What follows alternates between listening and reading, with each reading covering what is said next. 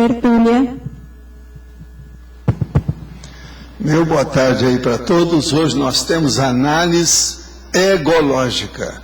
É de ego, é do egão, é do umbigão. A análise do ego não é ecológica, não. Vamos explicar isso bem, porque a turma só pensa nos ecochatos e na ecologia. Nós estamos falando de uma ecologia mais séria, que é a egologia, o estudo do ego. Enfim, egologia é o mesmo que estudo da conscienciologia. É estudo da consciência. É o mesmo estudo da espiritologia, estudar o espírito. É o mesmo estudo da almologia, ou da alma. Tudo é a mesma coisa, ou almalogia, é a mesma coisa. Então vamos, a análise egológica é da heterocriticologia. É o ato ou efeito de analisar, ou analisar-se, a avaliação, o exame, que é da semiologia, a interpretação, que é da argumentologia, ou julgamento, que é a heterocriticologia, de realidade, de algo, objeto, fato, que é a fatuística, de caso, que é a casuística, de ideia, que é a ideologia, ou construto de maneira meticulosa, dividindo, decompondo, que é a dissexiologia, ou desconstruindo todo em partes, para descobrir mais, exaltando o próprio ego, egologia, a priorismologia, do analista, homem ou mulher. Então nós vamos ver aí o conteúdo egocármico da análise, a reação em cadeia da heterocrítica, o autismo intelectual, o ego social, o ego profissional, as coleiras sociais multifacetadas do ego, os mecanismos de defesa do ego, MDE, o egocentrismo infantil na idade adulta, a corrupção egocármica, a complexidade do ego, o holoperfil do ego, a autoconscienciometria, a inventariologia do ego, os atributos íntimos do ego, o ego exorbitante, o ego arcaico, o nível do cabotinismo, o travão egoístico, o porão do ego, o personalismo exacerbado, o predomínio das egocentridades, ou egocentricidades. Agora, aí tem uma série de logias, tem muito mais coisa que nós escrevemos na fatologia, e depois nós temos aqui na caracterologia, um caso pensado com 7 observações técnicas na ordem funcional, para ver o processo de ego da egologia. Agora, depois nós temos a análise egológica mais simples do conteúdo da escrita pessoal, aponta por si mesma claramente a profundidade da vitalidade do egocentrismo na idade adulta do homem e da mulher. Você ainda comete algum tipo de análise egológica? Por qual razão? Agora, nós aqui temos algumas perguntas. Há 4 anos sou espírita, mas assisti o Zeitgeist, na qual provam por A mais B a inexistência de Jesus. Isso é besteira. O J. Cristo existiu, é besteira. Esse povo que fala no J. Cristo, eles querem acabar com tudo. Teve um milenarismo que eles queriam acabar com tudo, tudo, até a ciência. Agora, atualmente ainda tem gente que está falando sobre a inexistência do Holocausto, feito pelos nazistas contra os judeus. Quer dizer, são os loucos. Estão querendo aparecer, querem criar problema. Manda esse povo todo para aquele lugar que você escolhe, que eu não sei qual. Como o senhor saiu do Espiritismo, talvez tenha motivo que se possa clarear a mente. Sim, primeira coisa, o J. Cristo existiu. Agora, há mais besteira sobre o J. Cristo do que realidade. Há muita bobagem sobre ele. Agora, se você, por exemplo, conseguir fazer retrocognição, talvez você tenha vivido na época do J. Cristo, você vai saber o tipo de besteira que tem. Com as retrocognições, a gente começa a acertar uma porção de coisa da historiografia. E sobre Jesus Cristo é um negócio mais erro, mais besteira, mais ilusão, mais exagero, mais bobajada. Você quer falar alguma coisa? Fala. Eu quero perguntar sobre aquele livro há 2000 anos, que é psicografado, que fala da vida dele. Sim, não, aquilo é psicografia. Tem coisa que eles acham no Espiritismo que aquilo é certo. Mas tem coisa que não é tanto assim.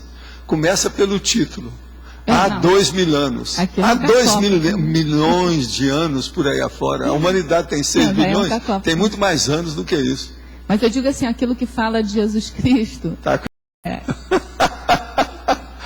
Outra coisa, pior não é isso. É pior que depois o Chico recebeu um livro que chama 50 anos depois. Quer dizer, não bastaram os 2.000 anos. Hoje já mais 50 anos. Eu sei, mas depois. Assim, o que falam de Jesus Cristo ali, dá para confiar alguma coisa? Não, aquilo tudo tem muita parte romântica, etc. Tal. As coisas têm mais coisa do que aquilo. Agora aqui.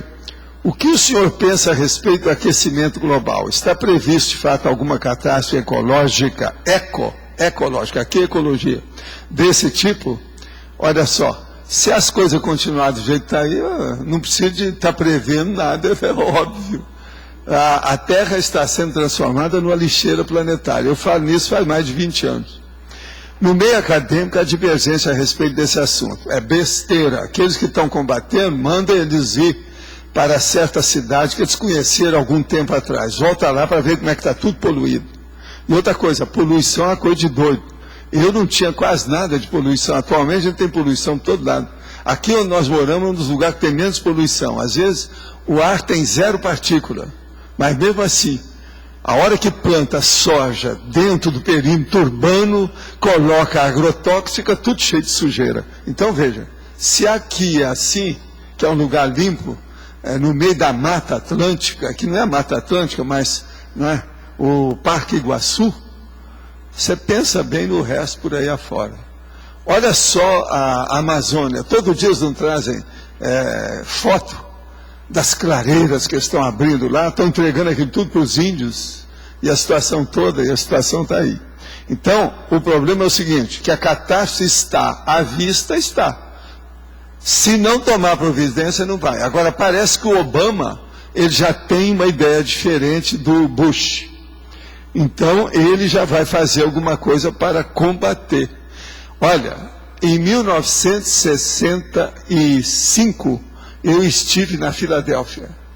A Filadélfia era uma beleza de cidade. Agora, a hora que eu comecei a ver umas nuvens do céu, que estavam cortadas, eu falei assim, ixi, aquilo lá tem alguma coisa. A natureza começou a ser mutilada pelo homem. Agora, até nas nuvens, isso tem alguma coisa esquisita. Depois eles começaram, isso não tinha nome na hora que eu vi. Depois disso, alguns anos, eles começaram a ver, então, que era a chamada chuva ácida. Quando eu vi isso na Filadélfia, eu falei assim, nunca mais eu volto aqui. Nunca mais eu voltei lá. Porque eu vi que havia alguma coisa no ar, umas coisas esquisitas, tudo errado. Agora, as nuvens cortadas, parecia uma faca, cortaram um alfange, que pegou e fizeram assim, cortou. Então tinha alguma coisa, alguma nuvem ascendente, alguma coisa que fez que cortou aquilo. Agora eles depois começaram a ver que são as chuvas ácidas, esse negócio todo que tem por aí que fazia isso. Agora, um alerta para o aquecimento global é a catástrofe ambiental decorrente desse. A outra afirma que todos os períodos que antecederam uma era do gelo foram precedidos de uma fase de pequenas elevações de temperatura. E que é mais fácil estar caminhando para uma era do gelo do que para um período de aquecimento global. As duas coisas tem, mas o aquecimento global é que é brabo. Na minha opinião, eu penso que a segunda teoria é mais plausível. Há algum alerta de amparadores a respeito disso? Sim. Os amparadores falam o tempo todo, olha bem o que você está fazendo com a sua vida. Olha tudo que você faz, olha a sua comida, olha o seu remédio, olha o ar que você respira. Isso tudo eles estão falando para a gente o tempo todo, é o que eu vivo falando aqui. Então nós temos que cuidar para acabar com isso. De modo que a egologia do homem está acabando com a ecologia da terra. Tá certo? Eu estou juntando isso para todo mundo ver se é diferente.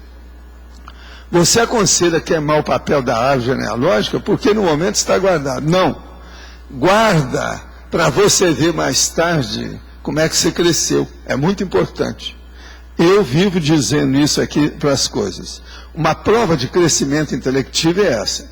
Se você lê o próprio texto que você escreveu meses depois dele redigido, e você consegue acrescentar racionalmente muitas inclusões de ideias novas, enriquecer o texto, houve algum aditamento positivo. E isso mostra que você cresceu. Então é uma das provas.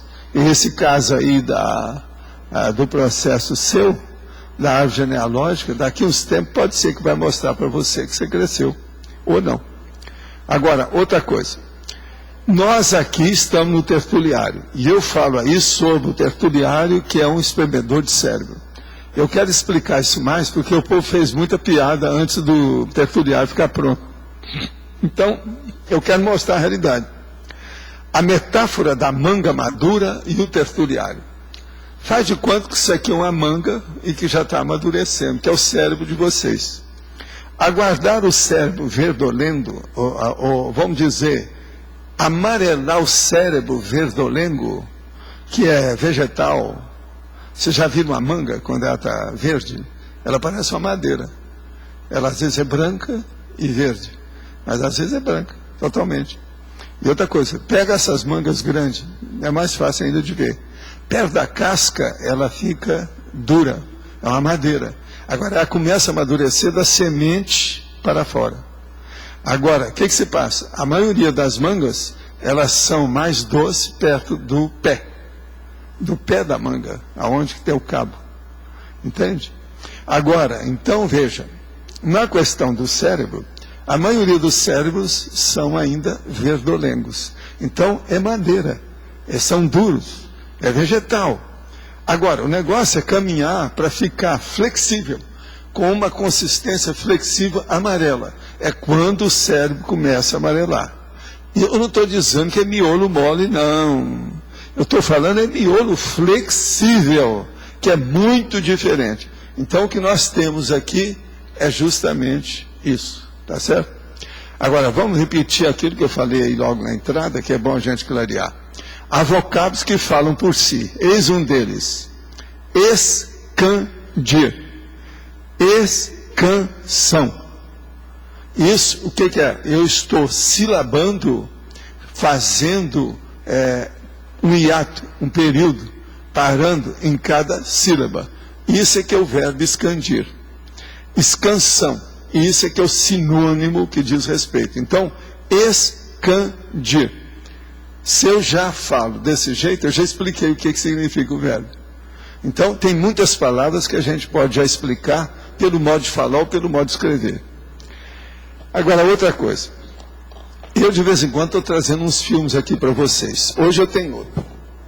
Agora, esse meu é sobre um assunto que o povo geralmente não entende muito, mas que precisa.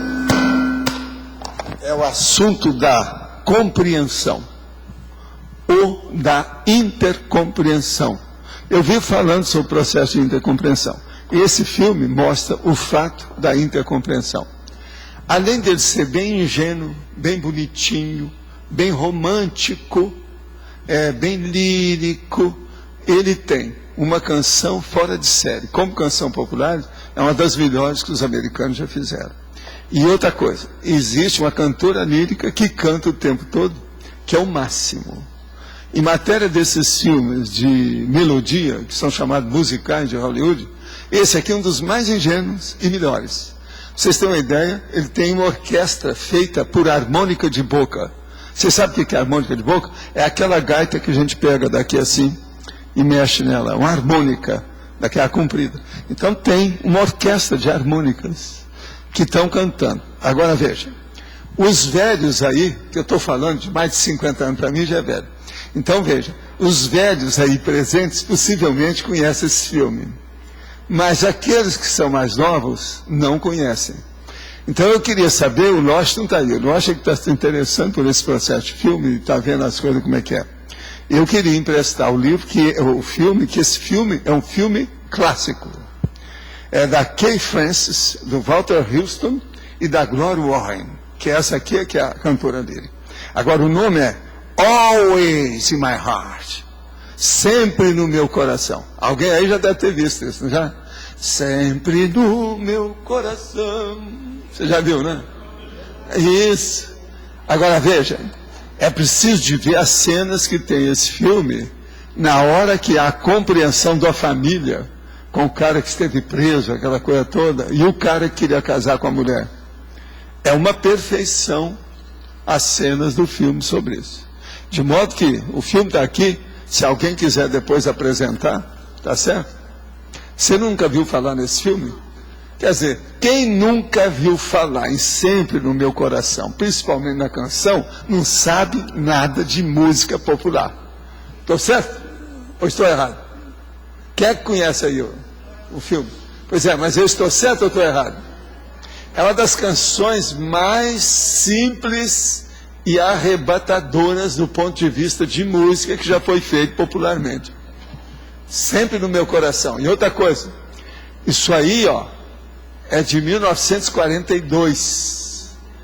Tem só 67 anos. Mais nada, tá certo? É novo. Esse é do cinema. A outra coisa, é preto e branco, mas ele é falado. Você escuta a música toda, está muito bem conservado. O filme, realmente. Agora, quem é romântico não pode ver esse filme. Só pelo romantismo não deve, porque senão vai ficar tudo na base do, entende? Umbílico chakra, cardio chakra, psicossomática. Isso não é bom. Tem que examinar o processo da compreensão do filme e ver a canção, como é que se faz uma canção. Que essa aí é fora de série mesmo. Agora, ó, a cantora lírica no filme, ela canta algumas áreas de ópera, uma beleza. Agora, a voz dela é daquela, aquele negócio todo, fora de série. E muito bem gravada. Esse negócio aí foi muito bem feito. Por isso que eles consideram que esse filme é um clássico. Agora, esse filme é raro da gente achar. Eu fui achar também lá em Belo Horizonte, lá naqueles caras lá que pegam só obra rara. E outra coisa, a maioria disso custou 40, 50 reais. Todos eles, entende? Coisa mais rara. Agora, gente, voltando então à análise egológica, vamos ver então o processo da compreensão com vocês, não é isso? A intercompreensão. Pode falar. Professor Valdo, aqui na última linha da fatologia, na página 88, tem a autopatia. O que você quer? Eu não entendi. Autopatia, eu procurei aqui no dicionário e não consegui. É bom você ver que tem muita coisa que nós já falamos sobre isso. Tá, vou dar uma olhada aqui. Autopatia é o ego doente. Patia quer dizer loucura, doença, enfermidade, transtorno. Tá certo? Agora, auto é a pessoa, é o ego. Então, não é você. Você não entende porque você não tem isso.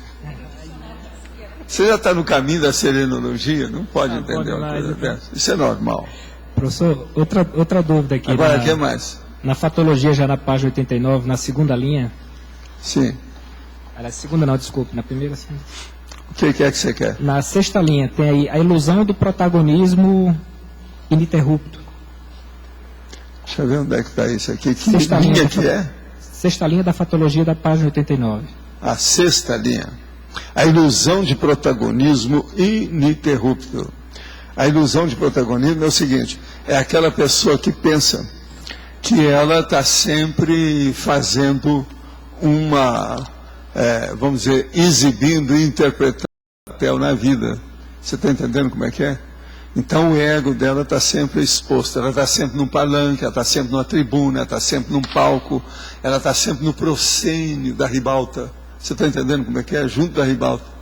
Então isso aí é que é o protagonismo ininterrupto. A pessoa pensa que é sempre um ator, uma atriz.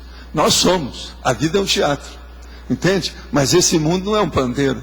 Esse aqui poderia ser o exemplo também daquela pessoa que faz muita coisa, mas evolutivamente não está fazendo. É aquela que é perdulária. Ela desperdiça, ela esbanja. Entende? Entendi. Ela desperdiça muita oportunidade, muita coisa na vida. É por causa disso. Agora, o protagonismo, ele existe, mas ele não pode ser assim ininterrupto. Uma pessoa que só pensa como ator ou como atriz, ela está sempre interpretando alguma coisa. Você sabe que tem atores e atrizes que são assim, né? Ele vai falar com você, ele lembra de uma peça quando ele é veterano, então ele começa a falar tudo do jeito que foi aquele personagem. Essas coisas tudo existem. Sr. Valdo, aqui, letra. Pode falar. Dentro dessa pergunta aí, essa característica ela não pode perdurar numa pessoa que teve vidas passadas de muita evidência? Não, é a automimese.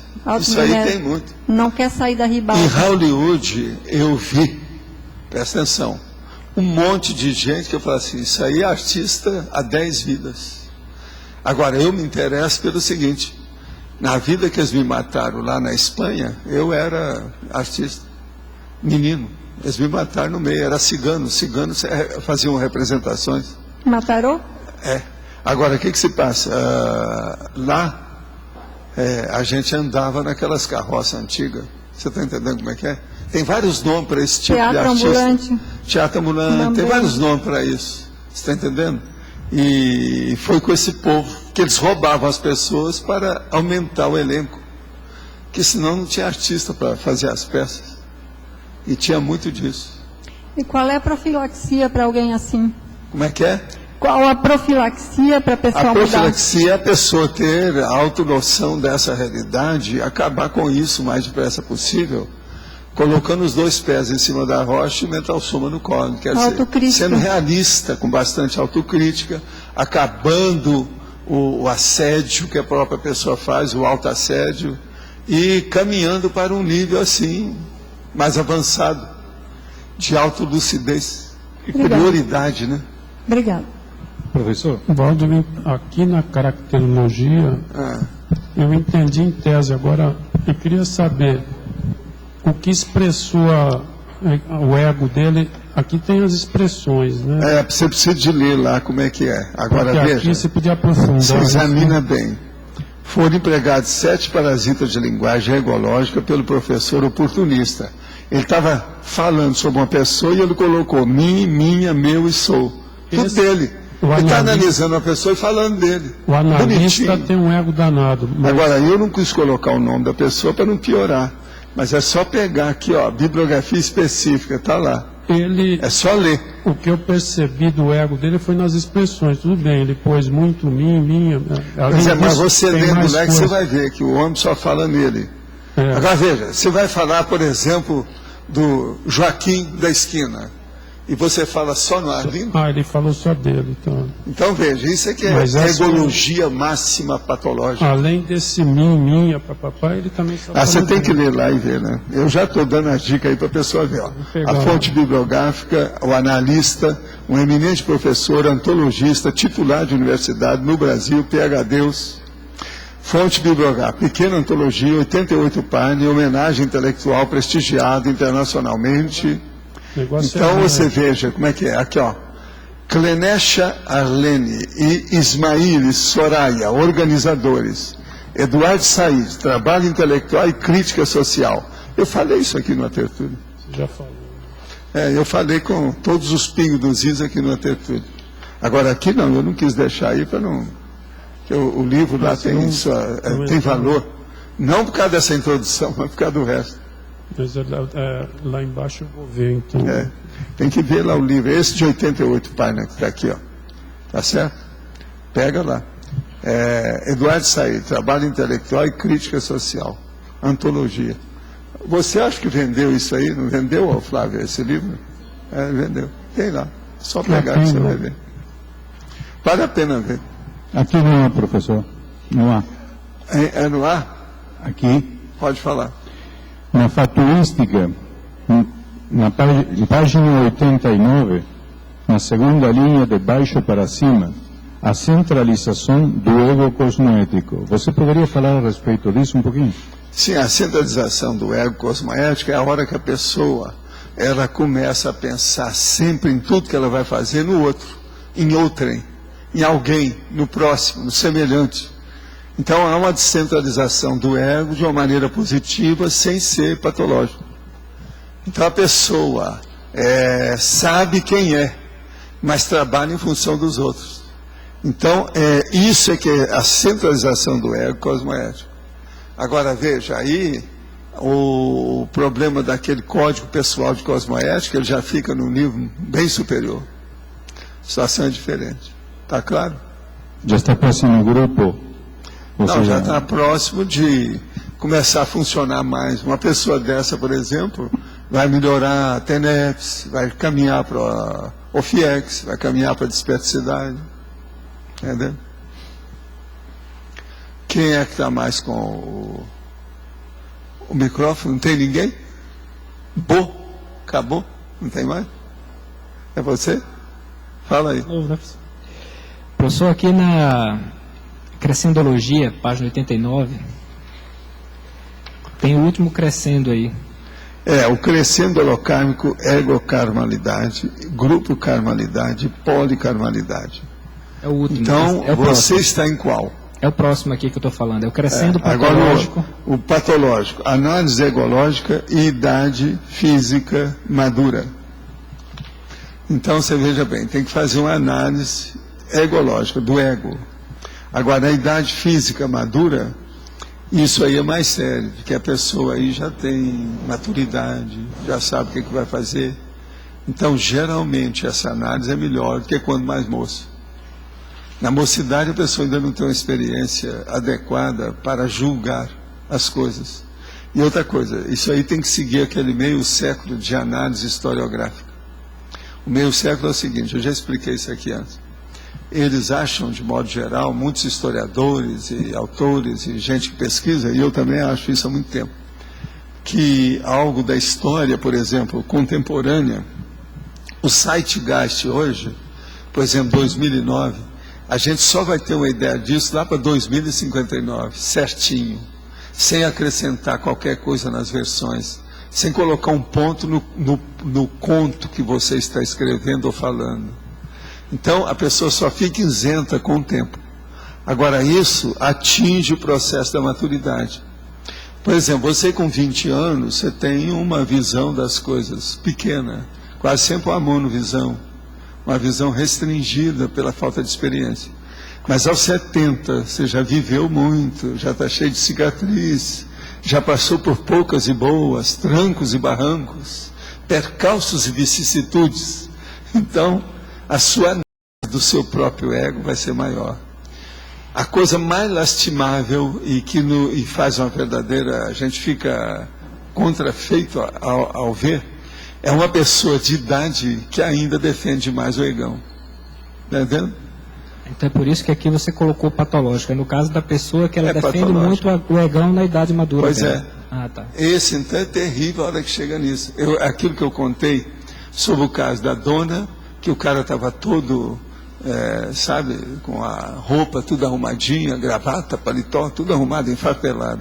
Vem a dona servir o café e joga café nele. Aí ele sobe pelas tamancas, sobe pelas paredes, dá um tilt, dá um surto.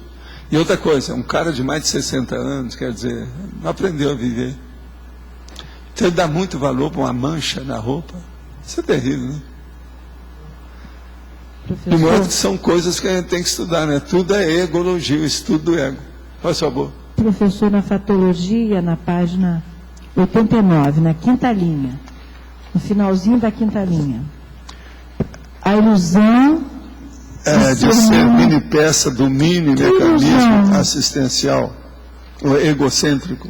Egocêntrico. Sim. Por que é uma ilusão se é egocêntrica? Porque sendo egocêntrico é sempre ilusão, né, Tânia? Não é? Não tem realidade nisso. Uma pessoa egocêntrica, ela não é real. A evolução não é isso. A evolução, ela é da humanidade, ela é plural. Agora veja, é uma ilusão que a pessoa vive. O ego dela é tão grande, é aquilo que eu falo, o cara vive num edifício de 30 andares, o ego dele é maior do que o edifício. Pois é, e vai ser mini peça, eu estou com dificuldade. Agora veja, vamos entender o que é que eu quero dizer com isso. Vamos entender bem. A ilusão de ser mini peça do mini mecanismo egocêntrico e não a mini peça do maxi mecanismo assistencial. Está entendendo? A pessoa até fala, não, eu sou uma mini peça. Mas dentro dela, só para si mesma. Maxi mecanismo. Mas na verdade ela não é. Ela é uma maxi peça dentro do mini mecanismo assistencial. Que é o contrário aí. Aqui nem está colocando interassistencial, tá? Não, a gente está fazendo por pensar na questão de mini peça e mecanismo. Para a turma pensar o que é isso. professor, esse verbete. De vez em quando a gente pega umas pegadinhas. Eles falam que são as minhas pegadinhas, mas não é. O senhor coloca ele como nosográfico. Lógico. Lógico, mas a definição... Lógico, a maioria dos egões... Aqui, a Terra tem mais egões ou eguinhos? É a voz geral, egões. Então tem que ser nosográfico por enquanto. Eu espero que daqui a muitas vidas e séculos ou milênios, a gente vem para colocar esse verbete, entende? O que eu desejo mais trocar, você está entendendo? É justamente a tematologia. Você já pensou se eu na próxima vida chegar e mudar a tematologia toda para melhor? Acabar com todo o processo nosográfico, só colocar um homeostático? Vai ser o máximo, né? Mas eu não admito isso. Isso é ilusão. Professor, na definição, o senhor colocou, ele desconstrói, ele faz análise, faz avaliação para entender mais. A gente não tem que estudar o nosso ego. Tem. O que é eu estou estudando o ego, presta atenção. Então. Heterocriticologia, está aqui, ó. Tem exaltando o próprio ego. Pois então. Pois é, lá no fim está lá, ó. Tem exaltando? Tem, na última linha, Tânia. Está na 5ª linha lá, exaltando o próprio ego. Egologia, a priorismologia. Há capítulos?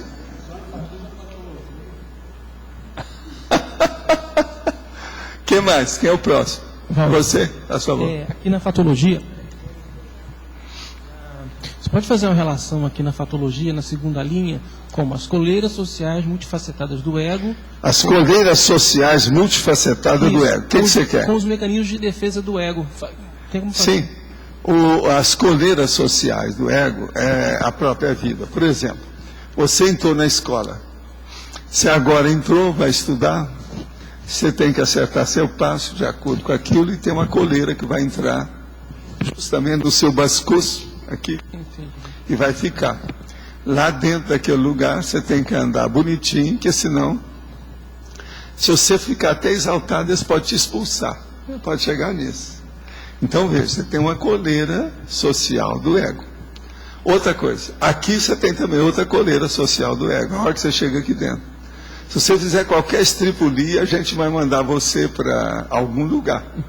Ou psicólogo, ou psiquiatra, ou consciência terapeuta, ou a turma do AVA. Você está entendendo? Então veja, isso é uma coleira social. Outra coisa, a coleira social. Você é obrigado a andar de calça. Se você tirar a calça na rua, você vai preso. A outra coleira, que é a roupa. Agora veja, você quer saber agora o mecanismo de defesa do ego. Os mecanismos de defesa do ego, quase sempre a pessoa usa para se defender, mas de uma maneira às vezes patológica. Precisa ver o que a pessoa está fazendo. Agora, combater as coleiras do ego tem que ter muita noção do que é, porque tem muitas delas que são boas, não são negativas, mas elas existem. Então, o mecanismo de defesa do ego e as coleiras sociais do ego, elas existem e a gente tem que saber conviver com isso. Por isso que eu toco tanto nesse assunto em múltiplos verbetes. Você está entendendo? Para a pessoa estudar. Tá. Eu posso aproveitar e fazer outra pergunta aqui? Pode ir. Vamos lá. Aqui na fatologia, na página 89, na primeira linha, tem aqui a análise forçada em ricochete. Análise forçada em ricochete. É quando a pessoa ela força a barra e aquilo reflete nela. Você está entendendo? É uma análise que isso aí é um pouco esquisitinho. Então, por exemplo, se eu começar a analisar, de vez em quando eu chego perto disso, se eu não tiver cuidado. Se eu começar a analisar alguma coisa que fala, por exemplo, sobre TENEPS, vai mexer comigo, porque eu pratico a TENEPS. Agora veja, se eu estou falando lá, aquilo vai pegar um analista que está falando sobre isso. Né? Então todo analista, ou homem ou mulher, seja o que for, ele tem que ter um pedigree, ou seja, um currículo. Ele tem que ter uma substância de ter averbação. Aquilo que ele falar, Foi esse o motivo que tem certos assuntos avançados que eu não pratico, quer dizer, eu não consigo fazer aquilo por mim. Mas me levaram, fizeram um extrapolacionismo, me mostraram essa realidade para eu ter um pouco de autoridade moral para falar no assunto. Porque senão ninguém ia admitir ou ia achar que eu sou psicótico, megalomaníaco, ou estou gaga. Então, por exemplo, falando de serenão, eu tinha que ter contato com o serenão, porque comigo tudo tem que ser concreto. Chama princípio da descrença isso, senão eu não admitiria. Pelo menos eu teria que lembrar dos serenões que eu vi antes de renascer. Então, muita coisa eu cheguei a ver de perto. Olha o caso, por exemplo, da transmigração. Eu vi de perto. Mesmo com esse corpo. Depois que eu vim. Saindo do corpo eu vi. Então, veja, eles me dão essa força para eu melhorar. Não só a força presencial, a minha ideia sobre o assunto que eu dou. E também para eu ter autoridade moral para falar nisso. Senão o que eu vou ter? Então a vida toda precisa da verbaciologia. Você primeiro vivencia, depois você fala no assunto. Esse é que é o assunto melhor. É o melhor modo da gente caminhar, evoluir, entender as coisas, entende? Sim. É um caminho. Muito bom. Está claro? Obrigado. Pode falar.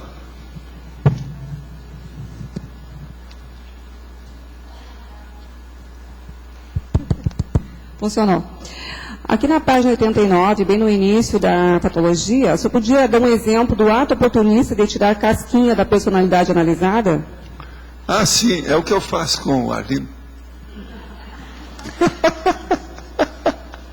Quer dizer, eu brincando com ele aqui, ó, eu falo as coisas. Ele está servindo aqui de modelo, de cobaia, de J. Cristo, de João Bobo. O que mais, Arlindo? O que mais? Mas ele que me conhece, nós somos assim. É o jeito. Agora veja, ele melhorou muito depois que eu comecei a fazer com ele, porque ele era encrespado. Qualquer coisa dava contra. Porque é tipo italiano que batia no peito. Hoje não é mais assim. Já não se faz mais Arlindo como antigamente. Então, isso tudo, você está entendendo? Aqui no caso, de brincadeira, nós estamos aqui porque a gente é amiga. Mas, por exemplo, quando uma pessoa faz isso com outra, para especiar de uma maneira totalmente negativa ou pejorativa, ela pode levar isso até para o escárnio, para o sarcasmo. Está tudo errado. Ela passa até além da ironia. Você está entendendo como é que é? Aí é um processo, já não é mais casquinha, é uma cascona, né, que está tirando da pessoa. Já é abuso mesmo. E essas coisas tem. Você pode olhar que existe. Tem gente que deita e rola. A gente vê isso até na televisão. Olha aquelas processos dos filmes que tem e dos programas que existem, não é? Sobre as coisas. O cara caiu do lugar. Aí eles falam antes o que é, mete o pau no que é. É bom porque aquele negócio às vezes é coisa que já passou há muito tempo. Aquelas pessoas ninguém conhece, aquilo veio do exterior, ainda vem. Mas veja, é um negócio difícil. Então a gente tem que saber, ter muito cuidado com o processo do humor. O humor, que pode ser uma beleza, todo mundo rindo, etc. Até ele pode ficar escurinho, esquisito, de tempestade na hora. Está entendendo? Então é isso que a gente quer dizer. Agora tudo é um processo egológico. Tá bom. Na mesma patologia, aqui na 6ª linha, e no finalzinho tem assim, ó, a insensibilidade quanto aos problemas alheios. Eu queria entender qual é o limite entre a insensibilidade e a sensibilidade. Tá, na 6ª linha, na página 89, né, na patologia. Bem no finalzinho. A insensibilidade quanto aos problemas alheios. Eu queria entender a insensibilidade quanto aos problemas alheios. Eu queria entender o limite entre a sensibilidade e a insensibilidade. Olha, eu comecei a escrever alguma coisa justamente sobre esse assunto antes de vir para cá. Eu estou chamando o assunto até agora de olhar de fraternidade. Acho que esse é o resumo de tudo. Olhar de fraternidade. As pessoas, elas querem assistir os outros. Mas elas chegam perto assim, já começa a ver só os defeitos daquela pessoa que ela vai assistir. E outra coisa, ela carrega naquilo, ela não vê o lado bom. E outra coisa, fica até com raiva da pessoa que ela vai assistir, então não assistiu nada. Tem um monte de casos aí assim. E ela vai guardar só lembranças negativas daquela pessoa. Tem que pensar o positivo, a coisa boa, certa, correta, melhor. Quer dizer, vamos ver os trafores também, e não só os trafares. Uma pessoa para ajudar a outra, ela tem que ver os trafares, não tem jeito. Mas veja os trafores junto, para contrabalançar, para compensar. Entende? Então veja, olhar de fraternidade. Já deu uma ideia para vocês, né? O que eu estou querendo falar, né? Não é olhar de compaixão, é um olhar de fraternidade. Uma coisa que eu posso colocar também, talvez, no sinônimo, que eu ainda não escrevi lá, seria olhar de bonomia. Olha aí o que é bonomia, vê aí no dicionário, bonomia. Talvez seja também uma saída, mas eu vou colocar o de fraternidade, que eu acho que é mais correto. Pois é, tá vendo? É isso aí, bonomia. Não é bem isso que eu quero dizer? Você entendeu aí? Quem é que está com o microfone? É você? Faz favor. Professor, eu quero saber aqui na fatologia, na quinta linha, inventariologia do ego. Como é que a gente pode fazer... A inventariologia do ego. Como é que a gente pode fazer essa inventariologia? A primeira coisa mais avançada que tem é na consciência, que eles estudam conscienciometrias, vão ver o seu ego. Agora, uma coisa boa é você pegar o conscienciograma e dar uma geral nele, e anotar aonde você se insere. Você lê lá e fala assim, essa eu estou. Não, esse aqui não é meu. Não, esse aqui é meu. Anota tudo. Passa uma caneta amarela dessa aqui, ó, em cima daquilo que é você, no conscienciograma. De cara assim, a primeira vez que você for lendo, você vai marcando. Isso aí, você vai estudar seu ego direitinho. Agora, ó, o ego, ele pode ser mais analisado, o conscienciograma, em toda a página da esquerda. Entende? É a página paz. Da esquerda, do seu lado esquerdo. Então, aquela página que tem mais o processo egóico. Dentro das folhas de avaliação, que geralmente são 2. São 10 primeiro e mais 10 depois. São 20 ao todo. É você? Valdo, a pessoa que se sente superior ao outro, ela não consegue ter esse olhar de fraternidade, né? A gente tenta furar essa bolha. Ela pode ter sim, se ela é superior ao outro, reconhece isso e tem uma abertura consciencial, ela faz isso sim. Eu estaria perdido se eu não tivesse essa ideia perante a minha gatinha lá, a Crystal. Não, sim. Como é que eu ia ter paciência com ela? Eu estava lá, pensando para ver esse verbete lá, olhar de fraternidade. Então, sentei aqui, o Elton está trabalhando no computador, e eu aqui, encostado assim, ó, recostado, que lá tem um lugar que você põe os pés supedando. Ela então vem, passa aqui, mexe comigo, passa para cá. Depois ela vem, faz a mesma coisa para cá.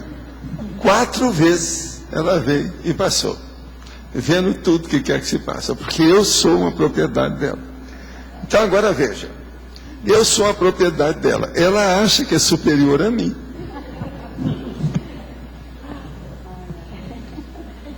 A gente tem que entender isso. Agora veja, eu posso colocar no lugar daquela gatinha um monte de gente, um monte de outros animais, animais humanos, animais subhumanos, animais vegetais, tudo ali. É isso que a gente tem que entender. Esse é o olhar da intercompreensão, né, que você está falando então, né? Intercompreensão, por isso que eu trouxe aqui, ó, o sempre no meu coração. Aqui mostra o processo da compreensão de uma família perante um cara que estava na cadeia. E a mulher bonita que ia casar com outra pessoa. E ele procura tirar o corpo disso. Porque ele já estava divorciado dela há muito tempo.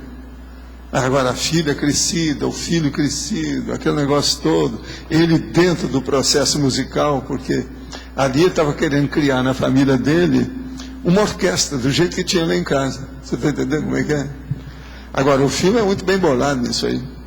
É de uma naturalidade. Não há excesso praticamente em nada nesse filme. Tudo é humano, bem claro, bem no lugar, vai no limite. Ele é dosado, entende? Valdo. Quem é que está aí com a... Pode falar. Na página 88, quando você coloca na definição a análise evocada, que é o ato ou efeito de analisar-se, por que ele estaria dentro de heterocriticologia? Como é que é?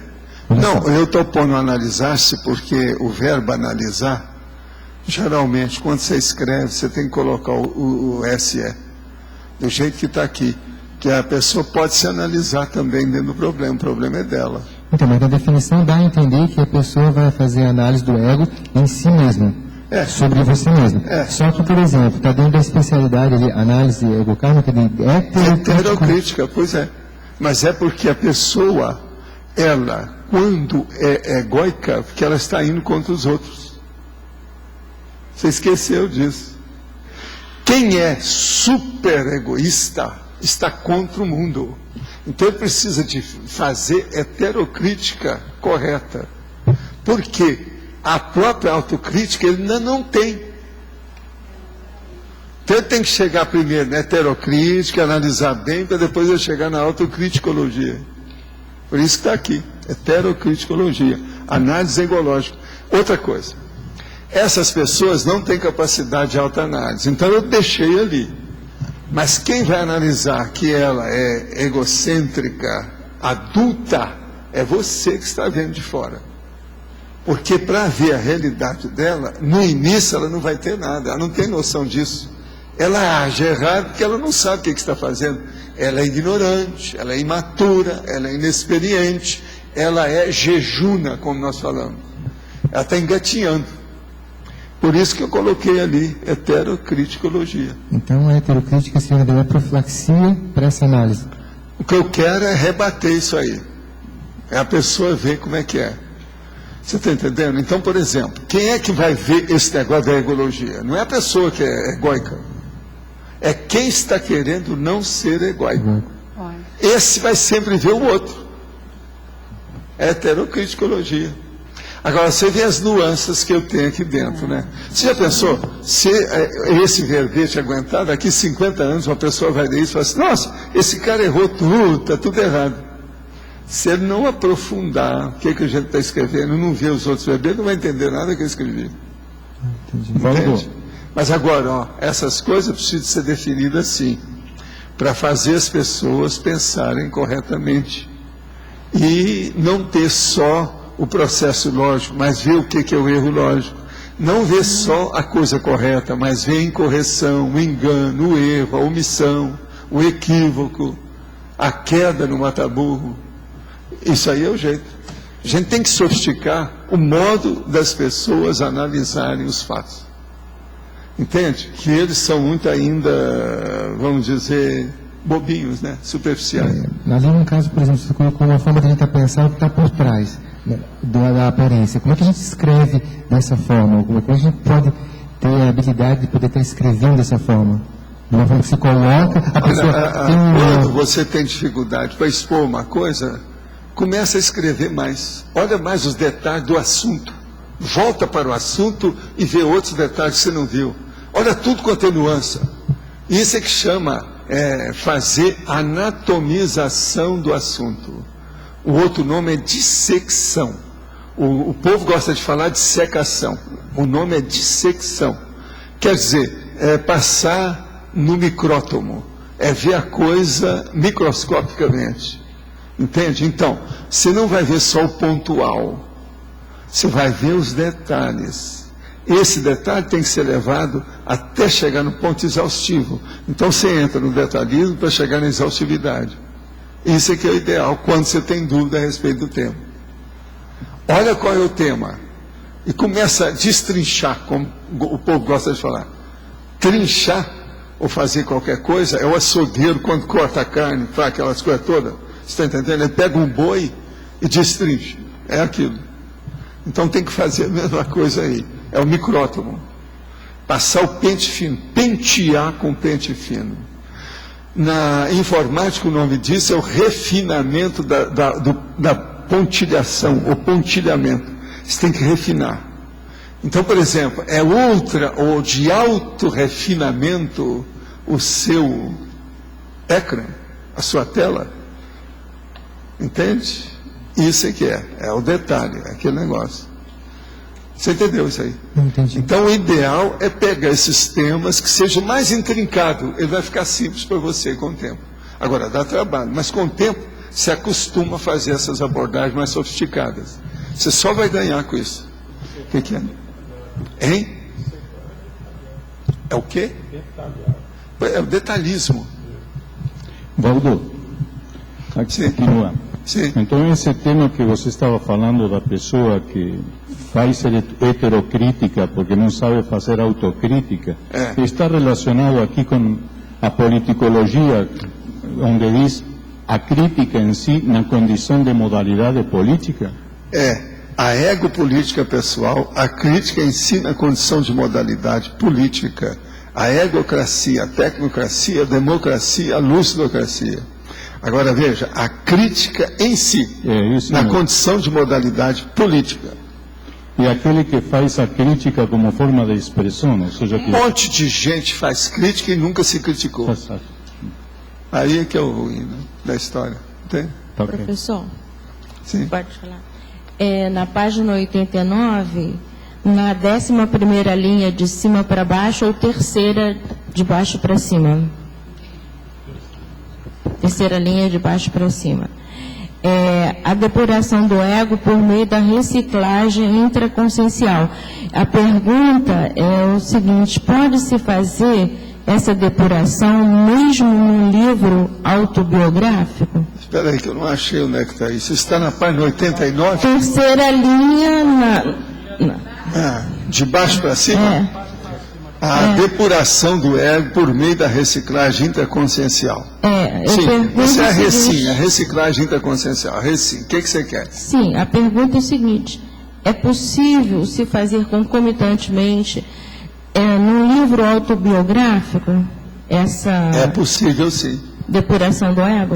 Mas agora aí é muito difícil a pessoa ficar nos limites.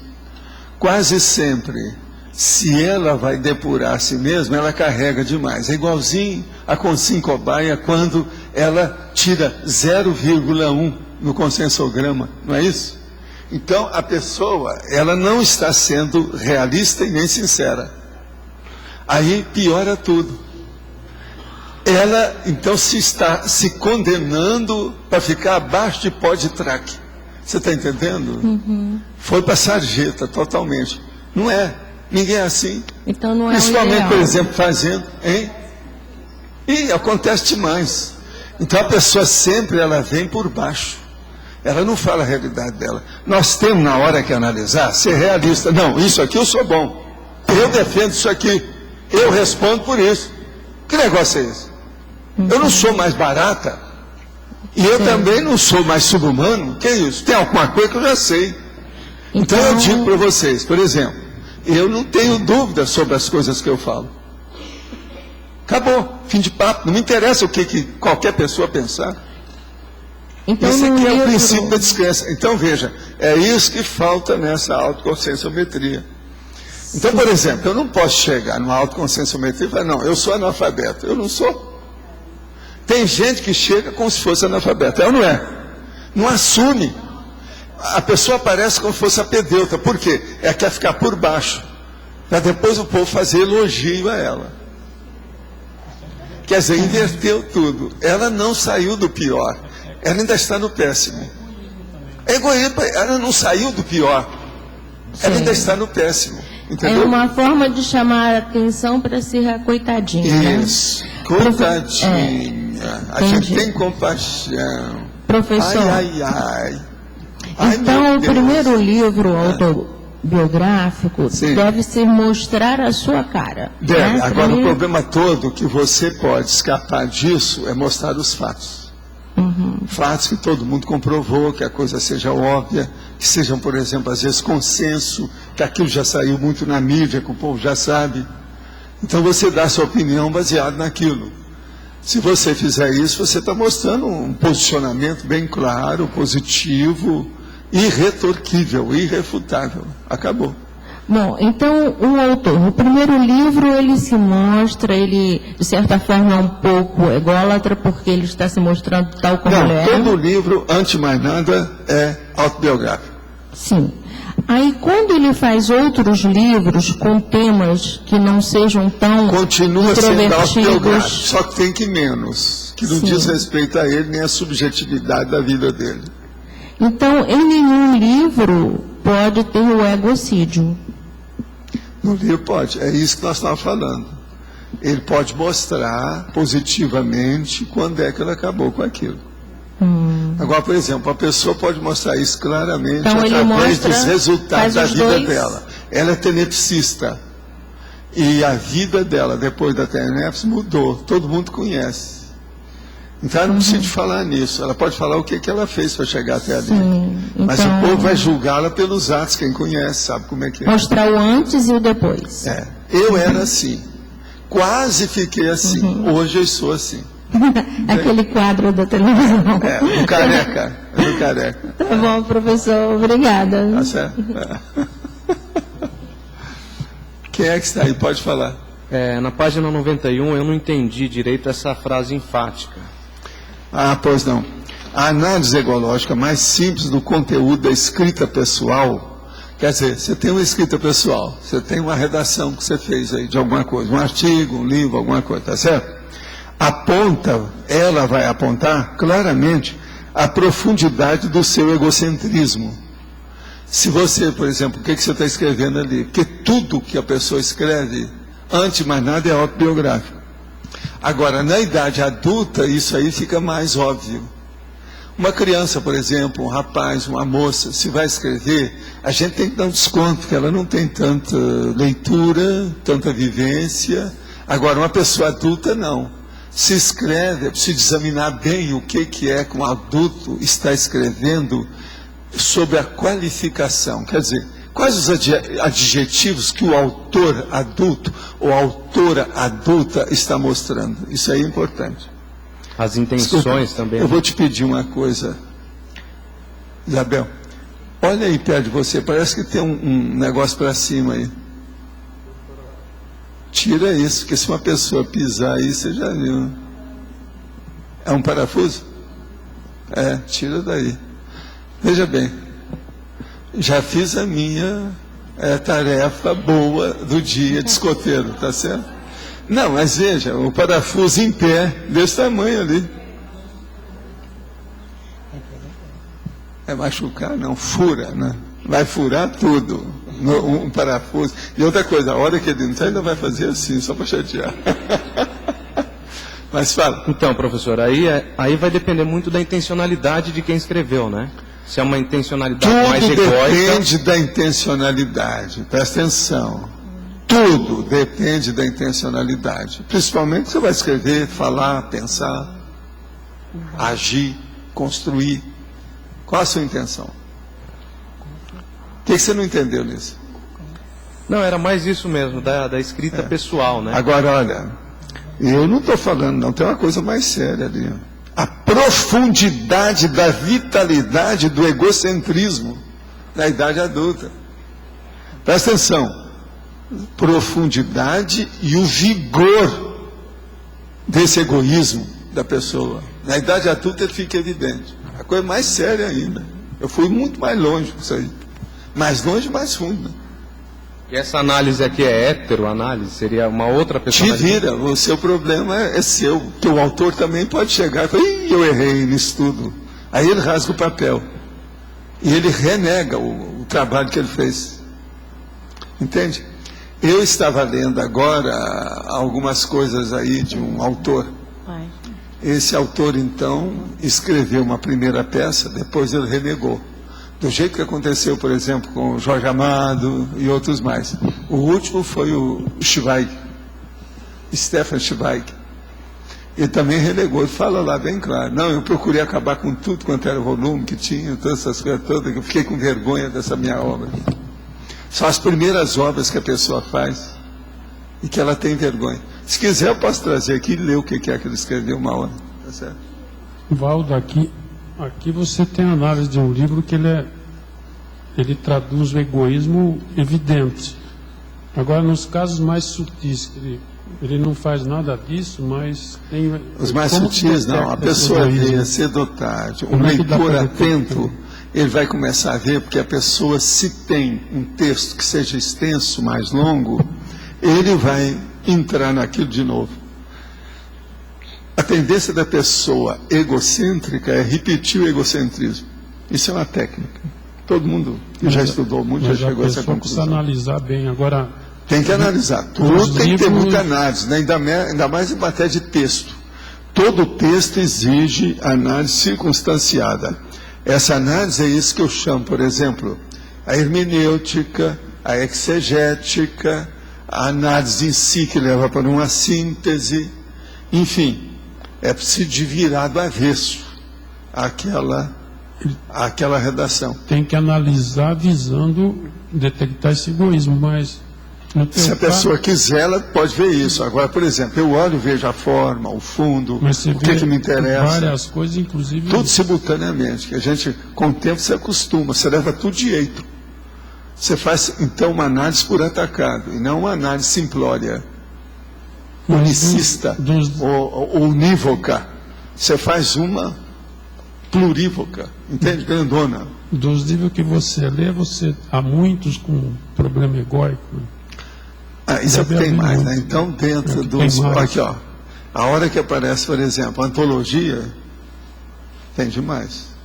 Agora, a apresentação de certas pessoas de PhD, que ela quer aparecer, então, a apresentação dela esquece o que é que ela está apresentando. Tem muita gente assim. E outra coisa, a pior coisa que tem é a hora que a pessoa vai falar isso numa tribuna, falando. Daí a pouco ela está falando só nela. Ela esqueceu que ela foi ali para falar do fulano.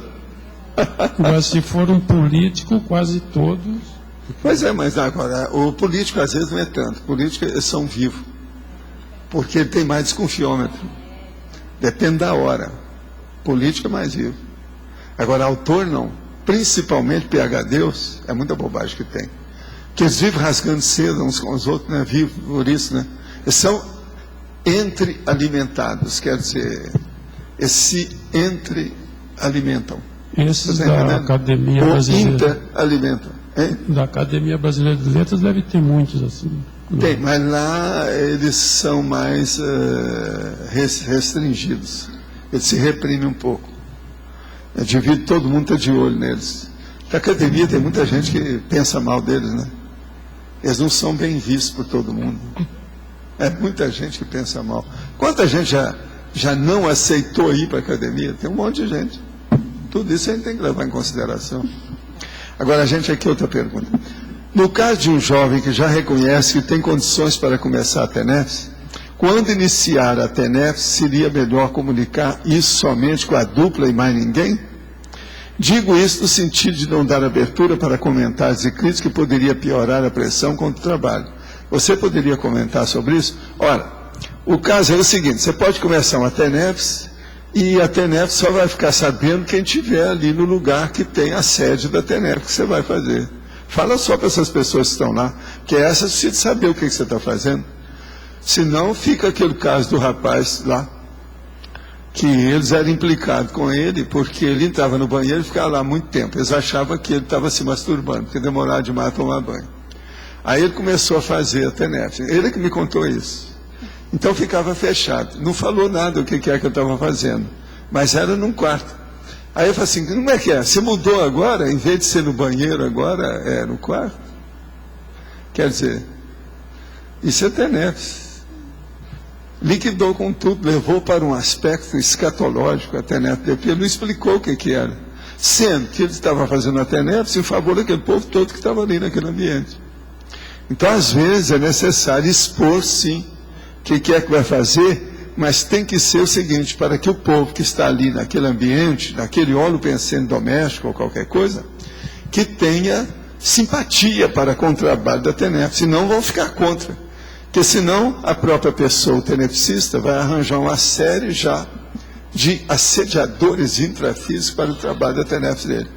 Toda hora que ele entrar lá para fazer a TENEPS, assim, ó, já vai o cara, olha lá, ó, A macumba, olha lá, ó. Isso tudo tem que arranjar um negócio para ficar claro. Pensa bem o seu ambiente e o povo com quem você vive. Eu não posso dizer sim nem não. É você que tem que examinar. Outra pergunta. Seria correto acrescentar na antonimologia a autocrítica? Na antonimologia, não. Porque a autocrítica, eu acho que precisa de aparecer aqui por todo lado. Análise egocêntrica. E outra coisa, precisa de dar um jeito. Então, o melhor é não falar na autocrítica para a pessoa ver nos dois lados, onde precisa. Ela que tem que ver. Cadê a Rosa? Está por aí? Hein, Rosa? Você está de acordo com isso? Eu não acho que seria bom pôr, não. Você estuda. Você estuda aí. Pode falar. O maior trafar de um egocêntrico seria a anticosmoética? Escuta, de tudo que a pessoa tem, o aspecto bom de uma pessoa, o que é? É isso que o povão chama de amor. Amor, com a boca cheia. Amor. Tá certo? Meu amor. Tá entendendo? Isso seria a fraternidade, tá certo? A fraternidade, então, ela é anti-egoística, tá certo? É você se dando para o cosmos, todas as parapopulações do cosmos. Então, a coletividade mais ampla do cosmos. Então, o que você acha disso? Se uma pessoa é egóica, do egoísmo é que nasce o orgulho. E todos os outros males vêm daí. A vaidade, o sarcasmo, a injúria, a difamação, a mentira, tudo nasce daí. O dolo, o mal feito, tá certo? Então, tudo é um processo egocêntrico de adulto, quase sempre, que é o egoísmo da pessoa. Agora tem que melhorar isso. O que você acha? Como é que está a lógica nesse assunto aí para você? Tá certo? Pode falar. Eu queria, se o senhor pudesse explicar o estilo coronochacral. Está na primeira página, 88, em antonimologia. Antonimologia. Vamos lá. Estilo coronochacral. O estilo outro lá, na sinonimologia, umbilical. Acho que aí você vai entender bem, eu preciso explicar. O que você acha? Não, eu estou só chamando a atenção, né, para o texto. O senhor gosta de chatear a gente, é isso que eu acho? Não é chatear. Eu provoco, eu gosto de gostar, eu provoco você. Gente, uma das técnicas didáticas mais avançadas que tem é a provocação do estudante, não é isso? Senão ele começa a dormir aí, eu não quero isso. Ele tem que fazer, acorde. Ei, você aí, ó. Agora, a Érica, sempre eu brinco com ela, você já viu? Mas ela é boa, ela está sempre rindo com as coisas. Pode falar, cara. Eu fiquei pensando na frase enfática, professor. Quando o senhor falou, até a forma de expressão que o senhor alterou, talvez ficasse melhor, em vez de colocar ou deixar a profundidade da vitalidade, colocar os dois substantivos e colocar assim, a profundidade e o vigor do egocentrismo. O senhor tira o eco e dá adidade, que é o sufixo de formação da palavra que dá a qualidade. Você estuda isso aí. Em tese, eu sou contra. Estou dando minha opinião. Mas, engraçado que na sua expressão... Kátia, o que você está achando? Essa também, em tese, ela é do contra. O curioso Quem é mais? Vamos ver aí. Quando o senhor falou a frase... Você é a favor ou contra? Na expressão oral, o senhor alterou. Se é bom deixar como está. Então, já tem 3 aqui. Vamos examinar isso. Agora você que é o bote Minerva, tá certo? Eu só achei curioso que na sua expressão, o senhor apresentando o trecho, o senhor usou... Ela está lembrando o que eu penso também. Vitalidade é diferente de vigor. é que os dois ficariam, em vez de colocar a profundidade da vitalidade... Não, eu sou favorável de vez em quando fazer até a literação mesmo do sufixo. É bom repetir os sons, eu não sou contra isso não. Agora é bom para a pessoa pensar. Agora eu acho que o tema aí está escrito claro, não tem saída para isso aí não. Agora eu chamei atenção, ele não tinha percebido, eu chamei atenção para a profundidade e a vitalidade do egocentrismo na idade adulta. Que é a coisa mais séria, mais brava que existe é justamente isso. A baratosfera está cheia de gente por causa disso. Se eliminasse isso aí, a baratosfera ia ficar magrinha. Tudo ia diminuir.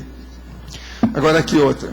A má avaliação de si abaixo da realidade, a maioria das vezes está a serviço da defesa do ego, da natureza humana? Sim. Algumas vezes, entretanto, pode ser a autoimagem distorcida para pior também? Sim. É quando a pessoa, por exemplo, ela tem autovitimização acerba, profunda, envolvente. Ela às vezes já chega se vitimizando que ela não sabe ser de outro modo. E outra coisa, se você começar a elogiá-la, ela começa a chorar. Tem gente que saiu da baratosfera, mas que é... Como é que eu chamo? Tem um verbete. Síndrome da abstinência baratosfera. Então é justamente isso aí. O meu amigo aí seria bom ver esse verbete. Síndrome da abstinência da baratosfera. Quem é que está? É você? Por favor. Professor Valdo, aqui na Politicologia, na página 89, tem o primeiro aqui, a egopolítica. A egopolítica pessoal. O que você quer? Não entendi também. Qual é a sua política pessoal que você tem? É a política do ego, sua. Como é que você é? Você é um cara que faz muita questão das posições que você ocupa? Numa fila, você briga? Já brigou alguma vez por causa da posição que você estava na fila? Como é aquilo que você fez? Por exemplo, você defende com unhas e dentes que você fez? Ou a pessoa pode copiar o que você fez e levar para a internet, do jeito que eles fazem comigo? E a gente não reclama. Como é que você é? Tudo isso é egopolítica. A sua egopolítica pessoal, como é que ela é? Ela é mais doadora ou ela é mais defensora do egão? Acho que atualmente está mais para meio a meio. Eu acho que você é mais aberto atualmente. Eu não sei como é que era antes, tá? Nem nessa vida, nem nas anteriores. É bom a gente clarear. Mas eu acho que você é mais da abertura. Então a sua egopolítica está plenamente em desenvolvimento do abertismo consciencial. Tá certo? A maioria aqui está fazendo isso. Né? Vamos perguntar, pergunta para o Arlindo, pergunta para ele. Ele também já entrou nessa. Tá? O professor, Pode mas também deixar os seus trabalhos serem copiados também não é uma forma de vitimização e também não é se acompliciar com a desonestidade do outro? Não, se eu deixo só quando o negócio é muito internet. sério, mas pelo contrário. Nada de estar defendendo muito com o tacape da justiça na mão. Isso aí é que é o perigo da história. Não, isso eu jamais reclamei de alguém que copiou minhas coisas. Outra coisa, eu não tenho esse negócio de defender patrimônio, entende? Intelectual, direitos autorais, copyrights, nada disso, nunca fiz isso na minha vida. Copiar livro inteiro meu, da época do Espiritismo, eu tenho lá embaixo, tem tudo isso aí. Nós nunca reclamamos. Tem um livro meu do Chico, por exemplo, que eles copiaram, ninguém falou nada. Mas tem o Agora, e mensagem? Tem um médico que andou copiando as nossas mensagens do Chico e minha, mas assim, quase que literais. Toda palavra-chave que tinha na mensagem, ele passou para a mensagem dele. Só trocou algumas palavras. Agora, depois fizeram até um opúsculo contra o médium, mostrando essa realidade. Eu nunca falei nisso. Nem quando eu estava lá, nem quando eu saí de lá. Fiquei quieto na minha. Outra coisa, não guardei também na biblioteca, nem trouxe para a biblioteca, aquilo que estava lá, que é uma catilinária contra esse médium. Que eu falei assim, mais tarde ele vai crescer, ele vai ver as coisas dele, ele mesmo vai se arrepender, vai se retratar, e aí deixa para lá. Então, o problema nosso é o seguinte, quando a gente escreve não é para esclarecer as pessoas? Sim. Eu não quero convencer ninguém sobre isso. Eu informo. Quem quiser, pega ou larga. Eu não quero saber disso. Agora, não vou defender. Agora, se eu fosse defender, eu estava perdido. Tem gente que fala as coisas na internet que eu nem sei o que é aquilo e fala que foi eu que disse. Já inventaram nomes incríveis, historietas comigo, que eu não tenho nada a ver com aquilo. Inclusive dentro do movimento espírita. Que eu não sei de nada daquilo. Nunca aconteceu. Minha consciência está tranquila, não tem nada a ver com aquilo. Banana. Eu esnobo isso tudo. Isso chama omissão superavitária. E, professor, nós somos responsáveis pela deturpação que fazem das nossas ideias? Não. Muito bom. Eu não tenho nada a ver com isso. A minha ideia é uma. O cara interpretou do jeito que ele quer, o problema é dele. Agora, se ele vem a mim e pede explicação de certas coisas, aí não, com a maior paciência, vamos explicar. Olha aqui, você errou redondamente. Por causa disso. Se a pessoa quer, ela leva. Ela pediu, ela leva.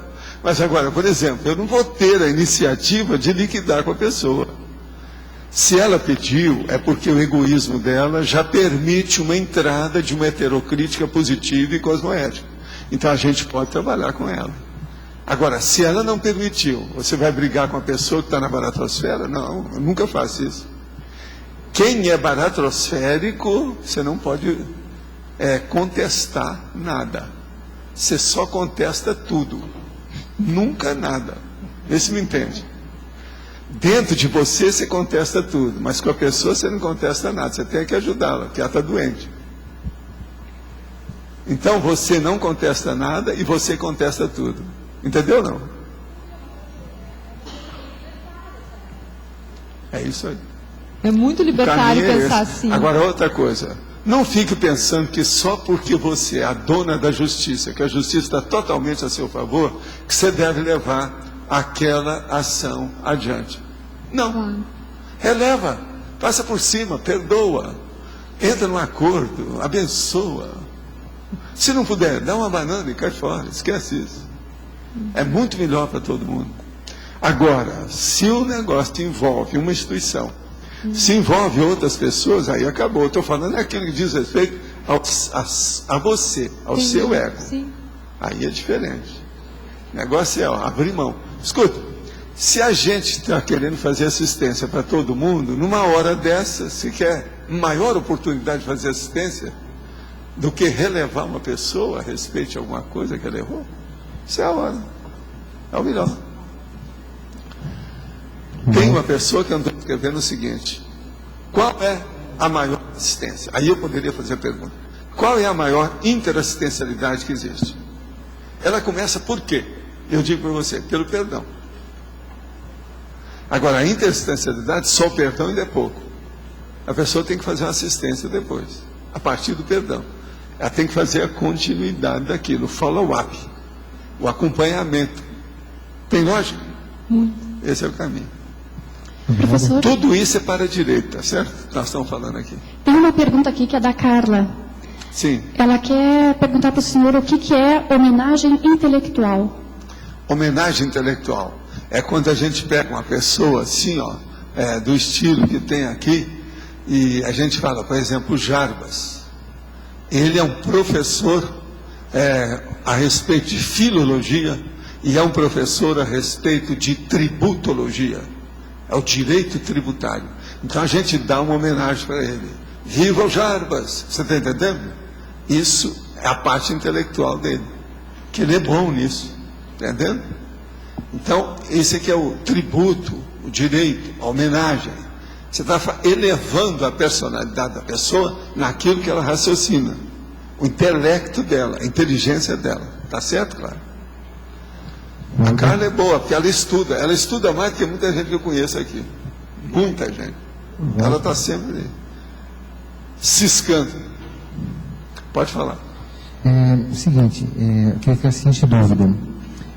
Se a gente pegar um mundo pensão, bem, ego karma bem carregado, por exemplo, de prostituição, qual é o perfil de um amparador para lidar com esse tipo de consciência? A primeira coisa é não entrar na prostituição da pessoa. Então você ficar de uma tal maneira que você possa mostrar com autoridade moral onde é que ela se engana, onde é que ela está errada.